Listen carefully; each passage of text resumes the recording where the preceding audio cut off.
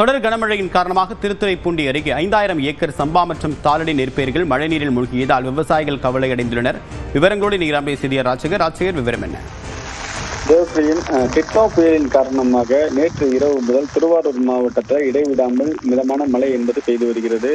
குறிப்பாக நேற்று கடந்த 24 மணி நேரத்தில் அதிகபட்சமாக திருத்துறைப்பூண்டியில் 4.2 சென்டிமீட்டர் மழை அளவு என்பது பதிவாகி இருக்கிறது. இந்த நிலையில இந்த ஆண்டு பாத்தீங்கன்னா திருவாரூர் மாவட்டத்தில் 2,30,000 ஏக்கர் பரப்பளவுல சம்பா மற்றும் தாளடி நெல் சாகுபடி பணிகளில் விவசாயிகள் ஈடுபட்டு வந்துட்டு இருக்காங்க.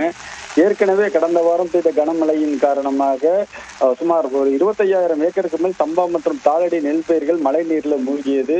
இந்த மழை விட்டிருந்த 4 நாட்களாக மழை நீரை வடிய வைத்து வந்த நிலையில தற்பொழுது டிட்வா புயலின் காரணமாக நேற்று இரவு முதல் இடைவிடாமல் மழை என்பது பெய்து வருகிறது.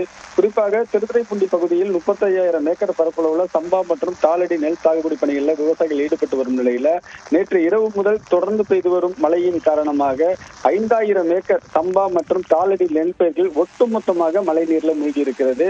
அந்த பகுதி நாம் தற்பொழுது பார்த்துக் கொண்டிருக்கிற இடம் திருத்துறைப்பூண்டி அருகே கல்லுக்குடி கிராமம்.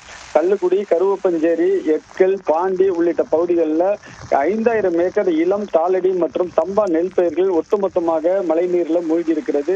இந்த பகுதியில் உள்ள அந்த வடிகால் வாய்க்கால்கள் முழுமையாக தூர்வாரப்படாததன் காரணமாக மழை நீரை வெடிவிக்க முடியாத ஒரு சூழல் நிலவி வருகிறது. ஆண்டுக்காண்டு மழை பெய்யும் போதெல்லாம் இந்த பிரச்சனையை நாங்கள் சந்தித்து வருவதாக அங்குள்ள விவசாயிகள் வேதனையோடு தெரிவிக்கிறார்கள். ஒரு ஏக்கருக்கு 10,000 முதல் 15,000 ரூபாய் செலவு செய்துள்ள நிலையில தொடர்ந்து பெய்து வரும் மழையின் காரணமாக நெல் பயிர்கள் ஒட்டுமொத்தமாக பாதிப்படைந்து வருகிறது. இன்று திருவாரூர் மாவட்டத்திற்கு அதீத கனமழை எச்சரிக்கை விடப்பட்டுள்ள நிலையில ஒட்டுமொத்தமாக பயிர்கள் அழுகக்கூடிய நிலைக்கு உருவாகியுள்ளது. ஆகவே அதிகாரிகள் உடனடியாக பார்வையிட்டு மழை நீரை வடிவமைப்பதற்கான நடவடிக்கையை மேற்கொள்ள வேண்டும். மேலும் பாதிக்கப்பட்ட நெல் பயிர்களுக்கு நிவாரணம் வழங்க வேண்டும் என விவசாயிகள் கோரிக்கை வச்சிருக்காங்க. தேவப்பிரியன், விரிவான தகவலுக்கு நன்றி ராஜசேகர்.